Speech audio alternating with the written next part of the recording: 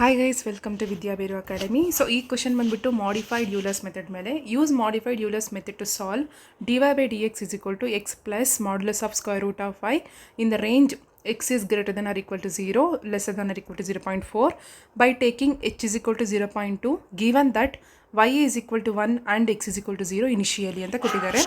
So from the given data we can take x naught as 0, y naught as 1. ಓಕೆನಾ? So F of X comma Y is equal to X plus modulus of root ವೈನ ನಾನು just root Y ಅಂತ ತಗೊಳ್ತಾ ಇದ್ದೀನಿ, because here we need to take positive integer for Y. ಓಕೆನಾ? So H is equal to ಅವ್ರು ಏನಂತ ಕೊಟ್ಟಿದ್ದಾರೆ, 0.2 ಅಂತ ಕೊಟ್ಟಿದ್ದಾರೆ. So F of X naught ಕಮ ವೈ ನಾಟ್, ಈಗ ಎಕ್ಸ್ ನಾಟ್ ನಮಗೆ 0 ಅಂತ ಗೊತ್ತು, ವೈ ನಾಟ್ 1 ಅಂತ ಗೊತ್ತು.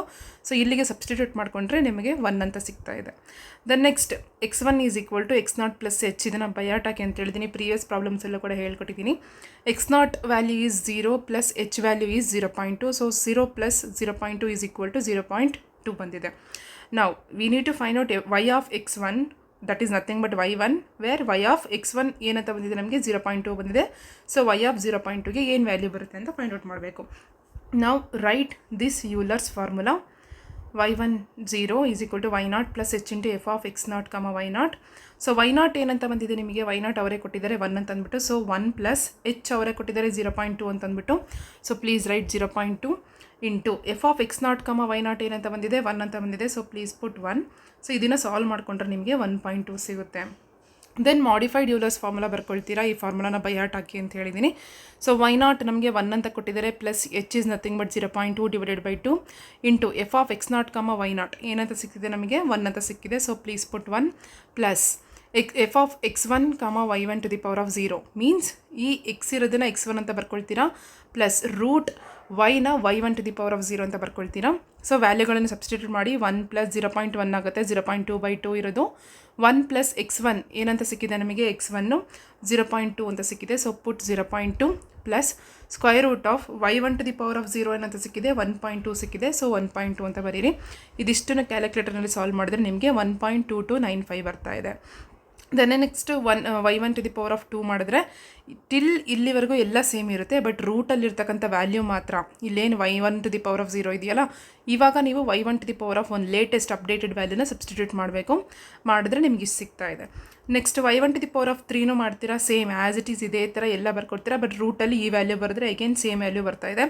ಯಾವಾಗ ಸೇಮ್ ವ್ಯಾಲ್ಯೂ ರಿಪೀಟ್ ಆಗುತ್ತೋ ಅಲ್ಲಿಗೆ ಸ್ಟಾಪ್ ಮಾಡಿಬಿಟ್ಟು there for y of 0.2 is equal to 1.2309 ಅಂತ ಬರ್ಕೋಬೇಕು.